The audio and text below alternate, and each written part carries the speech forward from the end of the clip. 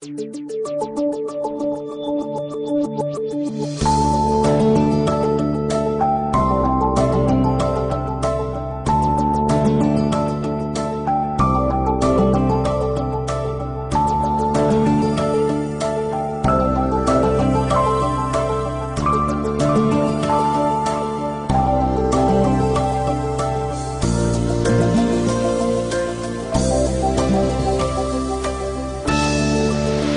I'm Dr. Bill Osmunson.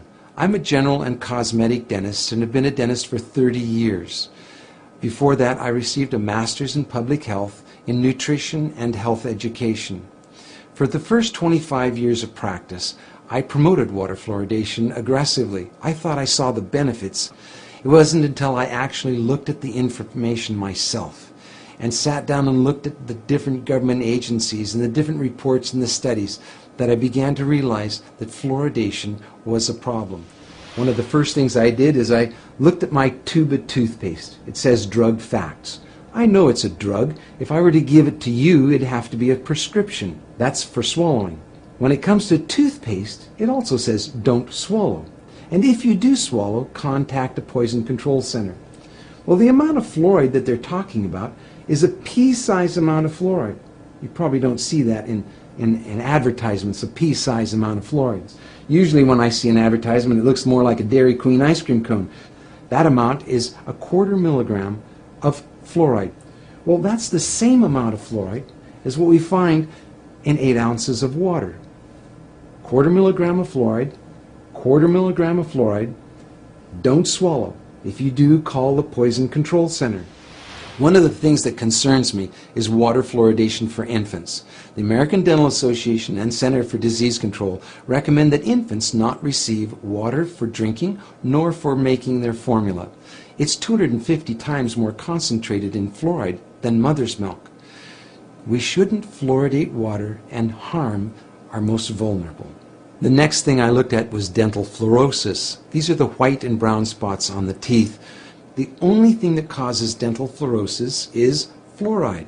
Too much fluoride ingested, usually during the developing years, birth to about 8 years of age. When I see people coming in to have treatment for dental fluorosis, I mention to them that they have had too much fluoride.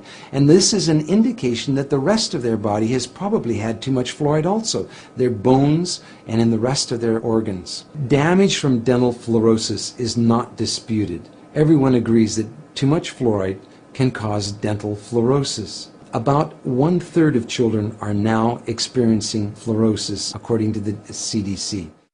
The next thing I wanted to look at was benefits. What are the benefits of it? I've heard reports of 20 to 40%, 60%, 80% tooth reduction with water fluoridation. So what is the benefit of water fluoridation? And I had a close look at several factors. One, comparing different countries of the world, we can see that no matter what we do on fluoridation, whether the country fluoridates or no fluoride at all, decay is reduced the same amount in all countries. We can compare states in the United States. We can see on a graph that as they're plotted in order of increased amount of fluoridation in the state, fluoridation doesn't make any difference. We have the same amount of good health in the states regardless of their fluoridation. Same thing for counties and other locations. That was disturbing to me. If there's no benefit, well, why are we fluoridating? I have 2 requests for you. One is to talk to your dentist and your healthcare provider about fluoridation. Ask them if they've seen the National Academy of Science report on fluoridation. Give them information that they may not have on water fluoridation and excess fluoride exposure.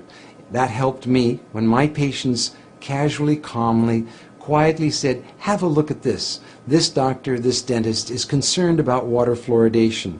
What do you think? None of us professionals want to harm our patients. Our whole lives are given to improving the health of people, not harming them. And so for those of you who are healthcare professionals, I'd highly urge you to look once again at the science on fluoridation. Science doesn't need to be scary. It's just information. Spend a little bit of time looking at it on both sides of the issues. Don't just look at one side filtered. Look at both sides and weigh it for yourself. The other thing is to sign an online petition with me at fluoridealert.org. The online petition requests Congress to have hearings on fluoridation. It also recommends that we no longer fluoridate our water. Thank you.